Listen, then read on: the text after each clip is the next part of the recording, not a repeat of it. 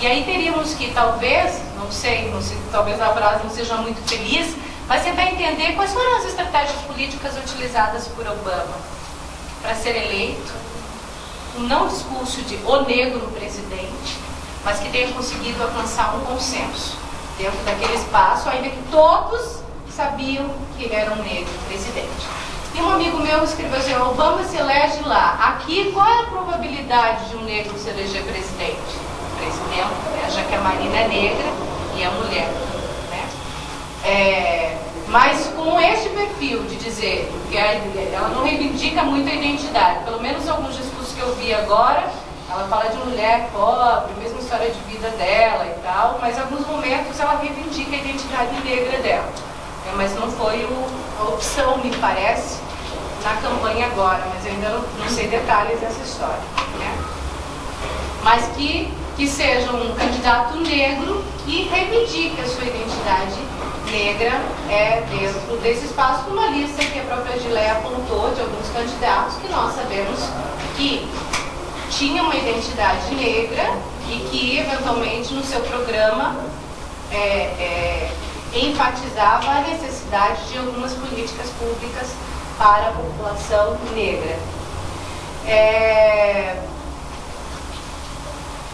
Outros partidos, eu penso, não sei do caso do PSOL, que eu não tive oportunidade de ler mesmo, né? Que tem propostas, né?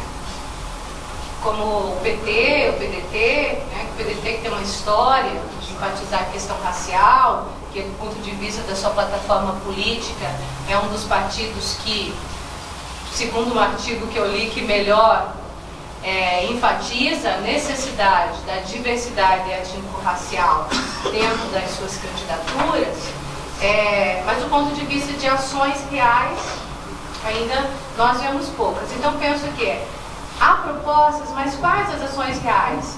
E se essas ações acontecem ou não, que graus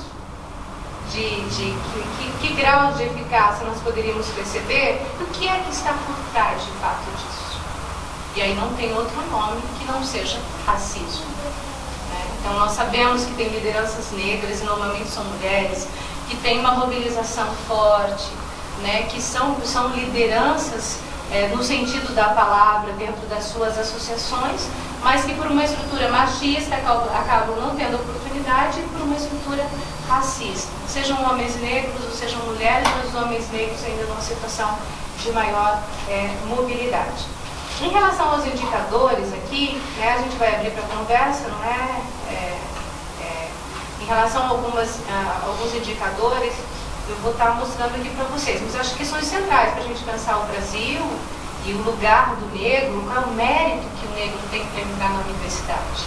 Porque uma universidade é uma situação de estresse racial nas universidades, segundo a nação negra do planeta, uma universidade que é a cara da Suíça, ou alguma cidade aqui do Paraná ou de Santa Catarina, e que isso nunca foi um problema efetivo quando 350 anos foram de escravização.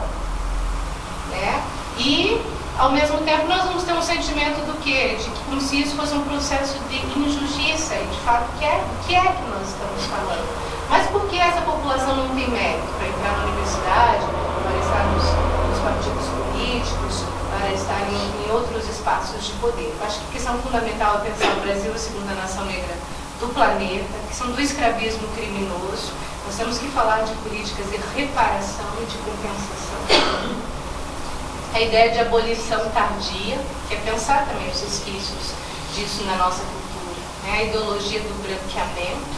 Não é à toa que, eventualmente, nós vamos ter um candidato branco mais aceito pelo eleitorado, mas também o branco contratado pela empresa, mas também o branco que vai para os meios de comunicação. Né? Como essa ideologia do branqueamento também, ela se efetiva na forma de gestar as políticas públicas. Alguém vai dizer que onde tem negros são os lugares mais vulneráveis socialmente, por isso as políticas públicas não chegam lá.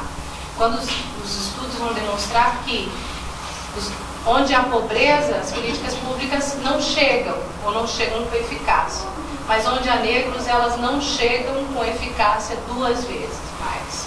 Então há uma política sistematizada, que a gente chama de segregação espacial. A ideia de mestiçagem, né? Então, a ideologia do branqueamento, esse culto à mestiçagem como política racista construída pelo Estado brasileiro, mas que agora, neste momento de construir políticas de inserção para negros, tira-se do bolso. A mestiçagem como patrimônio positivo, o povo brasileiro, todo não tem negro, não tem branco, não tem índio, somos o povo brasileiro. Mas nessa mestiçagem nós sabemos que aqueles que são mais próximos do perfil branco, aparência, gozam de mais vantagens no que a gente costuma chamar, né, perfil do racismo brasileiro, que é de marca, né, um termo cunhado pelo sociólogo Lécio Nogueira, que é pelo fenótipo.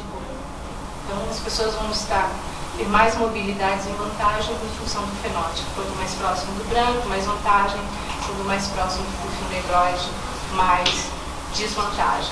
Isso na vertical e na horizontal. No mercado de trabalho, isso, por exemplo, se agrava, inclusive em Curitiba e região metropolitana, que o negro ganha, em média, segundo dados do IPARDES, 47% do salário de um branco, sendo que negros com mais escolaridade e capacitação são discriminados, sofrem muito mais a discriminação, né? Isso não tem relação com habilidade, competência, currículo, tem relação com o fenótipo, com a aparência. O racismo atua do ponto de vista central. No caso do Brasil, sobretudo na cor do indivíduo, né? Depois vai cruzando, então, o cabelo, né? Os lábios, o nariz, etc. Então, o branqueamento, essa ideologia do branqueamento, como se houvesse um problema sempre com o negro. O culto à mestiçagem, né? Acreditavam a elite política intelectual de 1930 que os negros seriam exterminados no Brasil até 2012, portanto, daqui a 2 anos. Dá tempo ainda, né? Pode ser mais pois é. E que portanto, essa mestiçagem, em 3 gerações no máximo, os negros estariam extintos.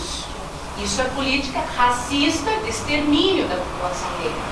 Branqueamento, mestiçagem com o mito de democracia racial. Ora, não há problemas entre negros e brancos, não há conflitos, né? Todos convivem muito bem, obrigada. O negro é um cidadão de cor, né? Tem que ter, não é um cidadão de cor, né? Subalternidade, é uma cidadania subalternizada. Veja, essa ideia de democracia racial, podíamos ficar aqui falando muito tempo sobre isso, né, que é um dos nossos grandes problemas, né, o Paulo já falava no início, que é essa ideia, esse racismo oculto, velado, né, que a socióloga, a filósofa Sueli Carneiro, em São Paulo, ela diz, no Brasil se produziu uma das formas mais perversas de racismo que existe no mundo. Há décadas a população negra goza de desvantagens. A exemplo, gente, de homicídio no Brasil, um genocídio que está acontecendo em relação à juventude negra. E cresceu. Era de 47%, subiu para 76%, agora é de 118%, se eu não me engano. Nós temos problemas até depois de faixa etária, porque os jovens negros, entre 16 e 24, estão sendo exterminados. Não é metáfora, que discurso ativista, não é isso que está acontecendo. Reajam ao ser morto. O último relatório aí sobre violência, até se não quiser depois eu passo os dados para vocês, vão apontando essas situações. E são assassinados pela polícia. Mas o jovem branco pobre na favela, o que é branco, tem 3 vezes mais chance de não levar um tiro. Mas o discurso é que a polícia atira na favela. Vai lá e dá tiro em todo mundo. Não é assim que acontece. Não gostaríamos que fosse nem de um jeito nem de outro. Mas efetivamente é uma política institucionalizada de extermínio dessa juventude. Que a gente chama isso de racismo institucional. Que daí temos que ver da forma como que do ponto de vista da estrutura, seja na educação, seja na segurança, seja no mercado de trabalho, seja na área da saúde, há uma situação sim de racismo institucionalizado. Tratamento diferenciado. Okay? O jeito do branqueamento, já falei, mestiçagem e democracia. Questões importantes para verificar. Política institucionalizada do Estado, política racista do Estado, e nós temos ainda estes ideários presentes ainda hoje, sobretudo da democracia racial, mas da branquitude como um todo, que se reflete, obviamente, nas nossas candidaturas. Quanto mais branco, está lá em Salvador, o governador que foi eleito Wagner, né, que é um branco de olhos azuis.